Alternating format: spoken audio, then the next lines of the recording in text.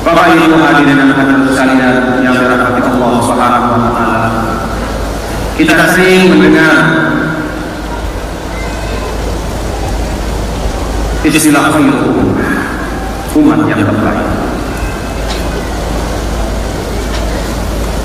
Siapa umat yang terbaik? Ta'muruna bil ma'ruf wa tanhauna 'anil munkar wa tu'minuna billah. Yaitu umat yang menegakkan amar ma'ruf, yang menegakkan nahi munkar. Apa itu al-ma'ruf? Kullu fi'lin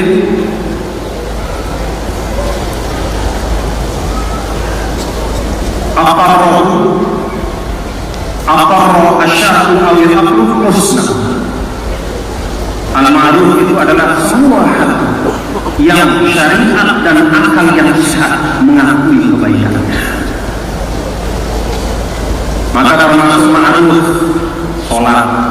Kenapa sholat dikatakan ma'ruf? Karena ada jelas perintah agama. Syariat mengatakan wajib, maka dia sesuatu yang baik.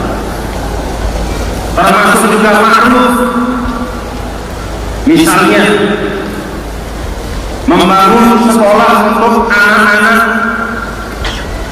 Rasul Anfal, kanak-kanak kecil masih belum 4 tahun. Yuk, kenapa dikatakan ma'ruf? Kan tidak ada sama Rasul seperti itu. Kan tidak ada perintah Rasul langsung bahwa harus membuat sekolah buat anak-anak kecil.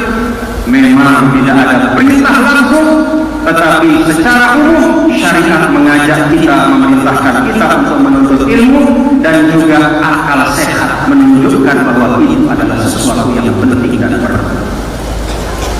Bahwa sesuatu kalau maju, maka orang-orang di tempat itu harus berilmu. Tidak hanya pada saat dewasa, bahkan sejak mereka masih kanak-kanak dan belia. Apa yang munkar itu? Al-munkar adalah ma'angkarahu al-aqlu aw-syar', yaitu segala sesuatu yang dianggap tidak baik oleh syariat dan juga dianggap tidak baik oleh akal sehat.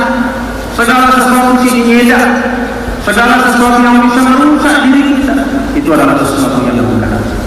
Umat yang terbaik adalah umat yang terus mengajak satu sama lain untuk menegakkan yang baik, berbuat yang baik, dan mencegah kemunkaran. Tapi ada syarat-syaratnya, bapak-bapak ibu. Para ulama sampaikan, kapan pirang kita bisa mengatakan bahwa kita sudah cukup kemampuan untuk menegakkan amar ma'ruf nahi munkar. Pirang. Ulama mengatakan ada 2 macam syarat. Yang pertama, syurutul amanah. Jadi kita yang lulus sebagai masyarakat, termasuk kita jadi dengan NW, kita yang lulus jadi murid-murid al-makhluk. Kalau kita mengatakan diri kita bagian dari khairul ummah, pastikan syarat-syaratnya terpenuhi. Pertama, syurutul amanah. Apa syurutul amanah? Syurutul amanah kata para ulama, iman, taqwa, ikhlas, istiqamah, as-sidq, at-tadayyun sahih, wal qiyam al-muslah. Sitarangan syurutul amanah yaitu nilai-nilai harus ada di kita. Jadi sebelum sebelum kita mengatakan bahwa diri kita adalah bagian dari khairul ummah, lihat sifat-sifat ini pada diri kita.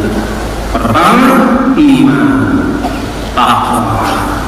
Itu sebabnya Allah menyampaikan,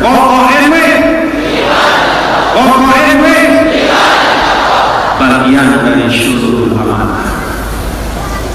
Ada di situ ikhlas. Pernah kita diajarkan ikhlas oleh Allah? Itu bagian dari syurutul amanah, syarat-syarat amanah.